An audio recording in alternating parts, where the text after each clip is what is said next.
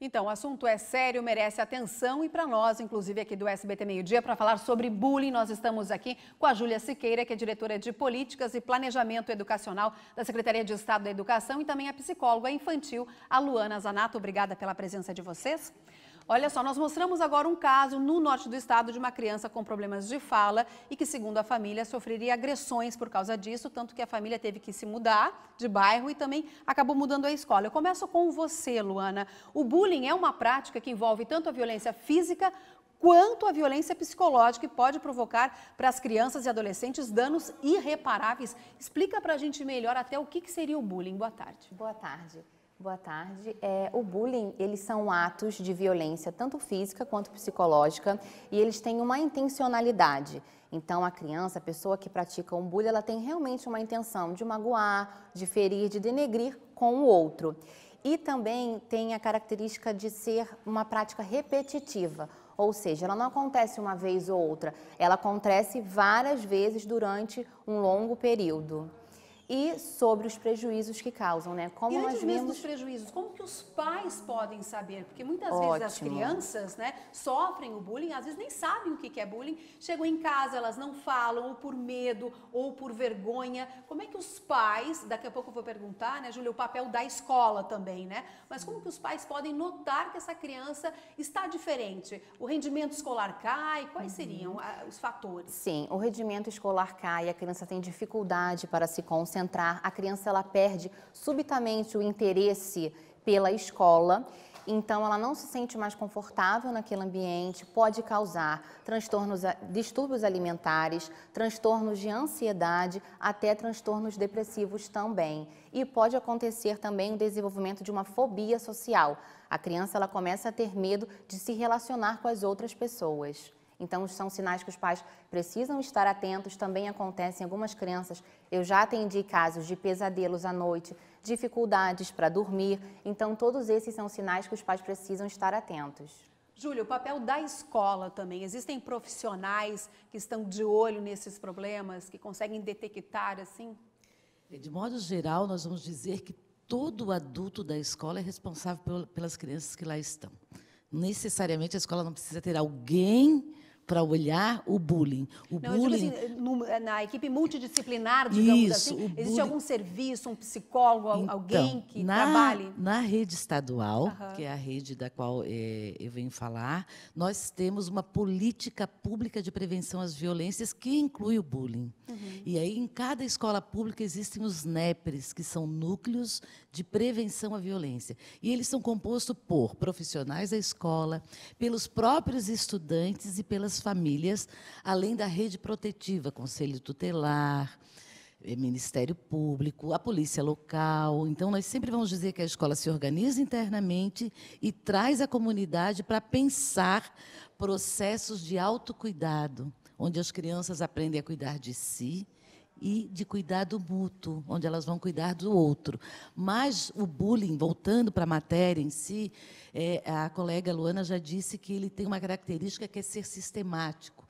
A outra característica é que ele ocorre na ausência dos adultos, ou pior, na presença de adultos que não tomam atitudes. Então, dentro da escola, a obrigação de qualquer adulto, seja servente, merendeira, professora, coordenadora, viu atos ríspidos entre crianças, viu atos agressivos, sejam físicos ou não, tem que intervir. Essa é a obrigação de qualquer adulto no âmbito escolar. Quando a gente fala de bullying também, a gente fala da vítima, digamos assim. O agressor, ele teria também, Luana, algum problema? Porque nós temos que ver as duas crianças, os dois lados. E isso também deve ser entendido no âmbito escolar. Isso, na realidade, a gente costuma dizer que existem dois tipos de agressores, né? O agressor, aquele pontual, que pode ser que ele esteja passando por alguma dificuldade de lidar com as suas emoções, separação dos pais, algum momento que ele não esteja conseguindo realmente elaborar suas questões, e aí ele está externalizando desta maneira. Ou existe aquele agressor que realmente está sempre fazendo essas brincadeiras de mau gosto, está sempre tendo uma intenção que também não deixa de ser um problema que ele tem. Enfim, quando a gente começa a analisar o histórico de vida dessa criança, a gente percebe algumas situações de também ele não conseguir elaborar essas situações ruins que ele passou, enfim, dentro da vida dele.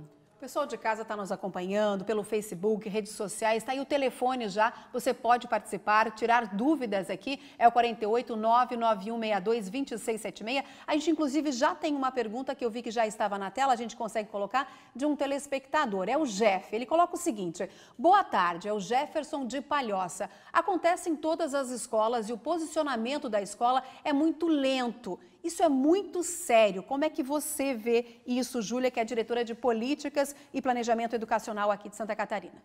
Na verdade, todo grupo humano conflita. Então, a escola é um lugar de conviver.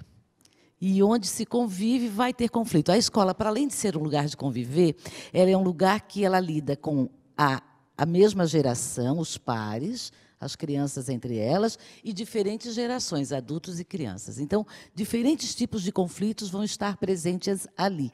O que nós vamos dizer é que o primeiro papel da escola é educar. A primeira forma de prevenção é a educação. Então, nós vamos dizer que, para conviver neste ambiente, que é um lugar de aprender, veja, a escola ela tem uma função específica, as pessoas vão lá aprender ciência, aprender arte, aprender filosofia. É necessário que haja disciplina, porque é um convívio coletivo. E esta disciplina, normalmente, é aquela disciplina que quer prender o corpo, que quer deixar o corpo sentadinho, que quer deixar a fala no horário certo.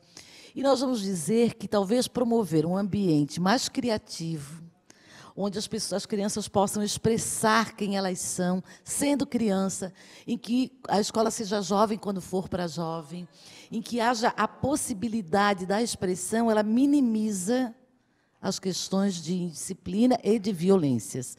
Então, assim, as ações, quando elas acontecem, elas não deveriam ser um fato novo na perspectiva do ambiente escolar, porque ele é vivo, ele pulsa.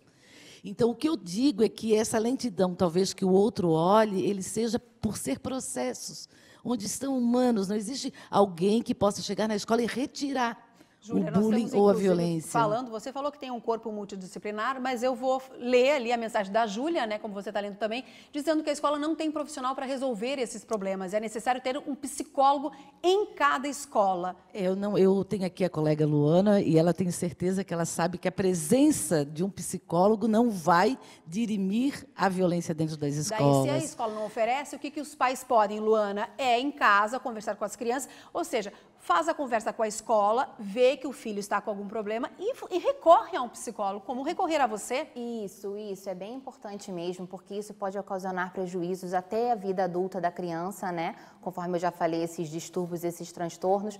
Então, é bem importante a ajuda de um profissional especializado. E só ressaltando aqui, né, a fala da minha colega, as escolas têm um poder muito grande no papel de atuar na prevenção. Muitas vezes a gente fala só quando o problema já aconteceu. Então, vamos colocar nos projetos pedagógicos das escolas, né, rodas de conversa, estimular a conscientização dos alunos, falar sobre a questão da tolerância, do respeito. Tudo isso são questões bem importantes e têm relação direta com o bullying.